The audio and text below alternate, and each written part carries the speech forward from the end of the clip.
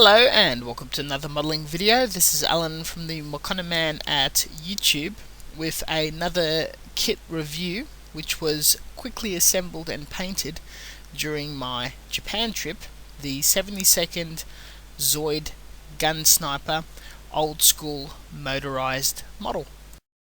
As a youngster during the 90s, I really enjoyed the anime Zoids, and one of my personal favourites were the Gun Sniper and Gun Sniper Lena Custom. I was very lucky to pick up this old school kit from Yellow Submarine in Hiroshima at a very cheap 500 yen second hand. This half toy half kit is extremely simple with 5 runners and a bag of bits and pieces, rubber polycaps and pre-assembled parts for moving mechanism, motor or extra articulation play value. Nonetheless, it's all made of styrene and needs to be built and painted. The kit contained a lot of paperwork, including promotional material and booklets about the Zoid universe. The actual instructions was very clear and handy.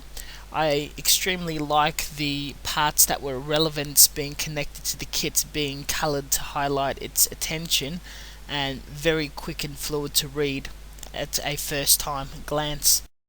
Being an old kit, the plastic is quite thick, but the detail and form is nicely done, meaning it didn't warp while cooling down from the injection moulding process like other fat plastic projects do, though the plastic is of a slightly lower quality and a bit gritty. I like this as it leaves a very interesting surface detail texture, and in some areas they over exaggerate this for obvious texture. It assembles and snaps very well and works quite well and closely with the working mechanism for moving articulation. The actual articulated points are a bit tricky to first get in, but once working it runs or walks like a charm once the chuck is put into the motor keyhole. Cement isn't required, but I glued some pieces anyway with a few slightly noticeable seam lines, but for early technology they were clever in how they hid it. This was easily covered using putty and cement. Some of the other articulated joints are also quite clever. All in all, this has been quite a fun build. I would have say construction and painting would have happened over a period of 4 to 6 hours in 15-minute bursts here and there. With a purchase of a lacquer matte black and acrylic clear gloss, this was painted with the majority of the leftover paint from the Gravity sacks, though luckily a lot of the colours were left over for mixing and whatnot. Suited this quite nicely in a metallic and dark colour black scheme. Undercoat of course was regular Mr. Hobby primer, all hand painted. The later Zoid stickers are quite nice. I wouldn't use it on a premium model, but for a quickie like this they were stuck onto the surface and a few coats of gloss was applied over. If you're to do a proper job, a slight amount of light sanding in between heavy coats of a gloss clear would almost eliminate any evidence of it being a sticker. This kit definitely has a lot of amazing and fun play features, including the claws opening and closing and the chest cannon swiveling around. The canopy of the head can open and close, includes a small pilot figure which I painted badly. Mouth opens and closes. The missile pods open up, and also the thrusters in the rear is spring loaded and can spring out. Unfortunately the paint has made this function a bit stiff on my kit. The smaller guns on top of the sniper cannon also goes up and down.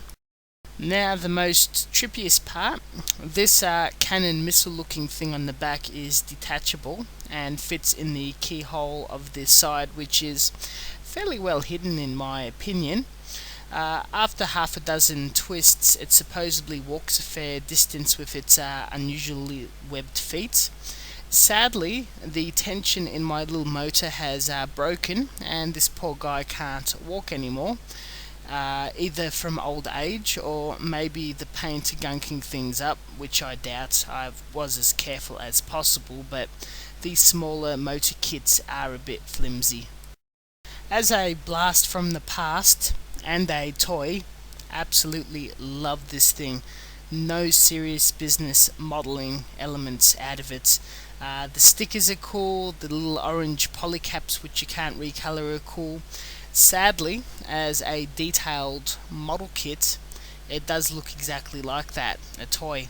The hollow parts of the limbs is a slight disappointment, and with a fair amount of effort you can fill them, though be careful not to use too heavy materials to remove its walking elements, and its webbed feet can turn some individuals off. If you do wish, the motor can be disengaged and you can model it to be a static kit, but how many walking models are there out there that is powered by a turning mechanism? All in all, and the most important part, I had a lot of fun building and painting this, and value for money was definitely worth it.